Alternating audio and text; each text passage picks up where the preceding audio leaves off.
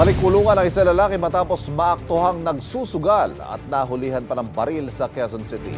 Aminado sa pagsusugal ang lalaki. Ang baril naman pang self-defense lang daw niya. May unang balita si James Agustin. Mag-aalas 10:30 ng gabi noong Miyerkules nang puntahan ng mga operatiba ng Kamuning Police Station ang Scout Radius Extension sa Quezon City. Nirespondihan nila ang sumbong ng isang concerned citizen na may mga nagsusugal umano sa lugar. Dito daw sa Relius Dito lang yun eh. Nandahan na kuya. Maya-maya pa namata na nila ang grupong ito ng mga lalaki na nakaupo sa bangketa. Ayun, positive. Positive. Tarapos. Agad na inaresto ang isang lalaki habang ang dalawa niyang kasama ay mabilis na nakatakbo. Nang kapkapan na ang lalaki, may nakuha sa kanyang baril na kargado ng mga bala. Nakatanggap po kami ng text message ang aming stock operator at agad naman na tinawagan ng ating mga pulis na nagpapatrol sa labas. In 2 minutes time, napuntahan nila yung lugar at indeed mayroong nagsusugal ng mga kalalakihan. Nabawi mula sa 25 anyo sa sospek ang mga perang pangsugal.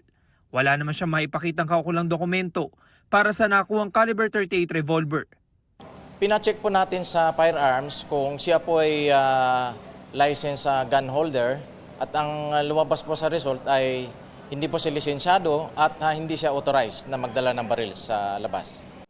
Aminado ang sospek na nagsusugal siya sa lugar at may nakuha rin daw sa kanyang baril. Sumali lang ako doon. Na ano? Padayo lang.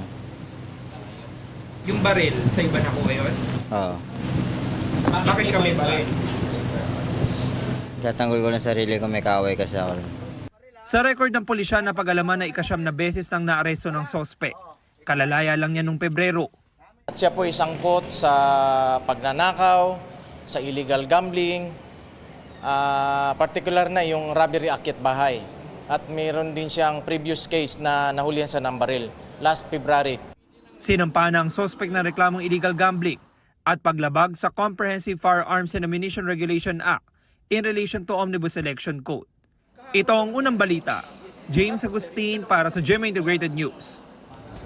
Kapuso, huwag magpapahuli sa latest news and updates. Mag-iuna ka sa balita at mag-subscribe sa YouTube channel ng GMA Integrated News.